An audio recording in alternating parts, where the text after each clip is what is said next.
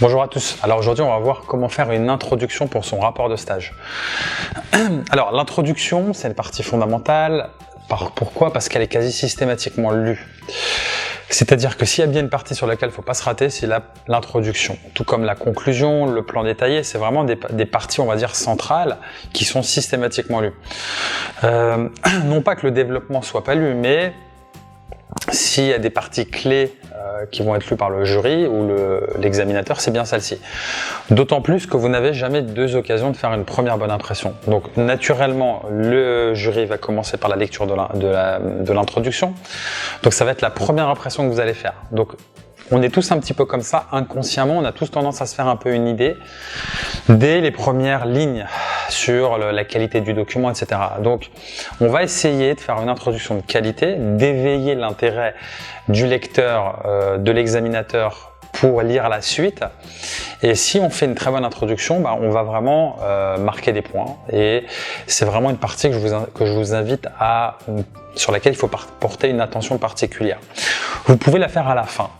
C'est-à-dire que lorsque vous avez rédigé le rapport de stage, vous aurez une bonne visibilité de tout ce qui a été rédigé précédemment et vous aurez plus de cartes, plus d'informations pour faire une bonne introduction, c'est-à-dire mieux mettre en avant l'intérêt de votre sujet, l'intérêt de votre stage, ce qui vous a apporté, etc., etc. Lorsque vous aurez fini la rédaction, vous serez plus à l'aise pour faire l'introduction et vous aurez plus d'éléments pour faire une bonne introduction. Donc, je vous invite à la faire à la fin, c'est une astuce qui est très bonne. Donc après, en termes de cheminement, sur le fond de l'introduction, je vous invite à suivre quelque chose qui est assez standardisé. C'est-à-dire qu'on va partir sur une accroche qui va mettre en évidence l'intérêt de la situation, du sujet, de la configuration de l'entreprise dans laquelle vous allez travailler, de votre situation personnelle, etc. Donc quelque chose une première phrase de qualité qui va donner envie au lecteur de poursuivre la rédaction de l'introduction. Ensuite, vous présentez rapidement le stage, l'entreprise, vous aboutissez sur la problématique éventuelle, le plan.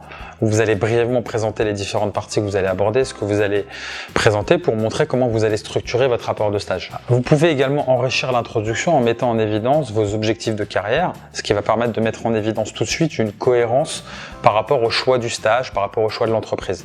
Donc si on fait un lien avec votre choix de carrière et puis le choix de l'entreprise dans laquelle vous avez fait votre stage, ça montre une forme de cohérence et ça justifie effectivement le stage que vous avez fait et le rapport de stage, ça le met en évidence, ça le met en valeur. Vous pouvez également indiquer dans votre introduction les objectifs fixés par le stage. Qu'est-ce que vous allez chercher à apporter à l'entreprise ou qu'est-ce que ce stage va vous permettre de vous apporter à titre personnel ou professionnel. Vous pouvez faire également un lien entre le choix du stage et la formation. C'est aussi un élément qui vous permet de mettre en évidence l'intérêt de ce stage.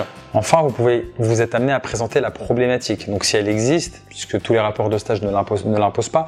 Maintenant, si c'est effectivement imposé, c'est effectivement en dernier lieu que vous allez présenter la problématique, en général sous forme de questions assez précises.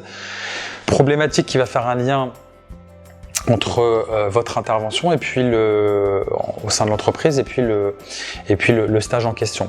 Donc ça peut être une problématique tout à fait professionnelle au sein de l'entreprise. Je vous invite à la faire valider par votre directeur de mémoire ou la personne qui vous suit si vous avez un référent pour votre rapport de stage, parce que la problématique c'est vraiment l'élément clé sur la base duquel va reposer tout le rapport de stage par la suite. Enfin, sur la forme, l'introduction de votre rapport de stage va représenter entre 1 à 2 pages, pas plus et pas moins d'1 page. C'est-à-dire si on fait une demi-page, ça va être trop court. On essaie de faire quelque chose d'assez substantiel parce que, encore une fois, c'est une partie importante et qu'on va pas la bâcler ou faire quelque chose de trop court, simplement pour montrer simplement qu'on a fait une introduction. C'est pas le but, il faut qu'elle soit qualitative. Voilà, j'espère que cette vidéo va vous aider à faire une introduction de qualité pour votre rapport de stage, à réussir cette partie et je vous souhaite bon courage pour la rédaction de votre rapport de stage.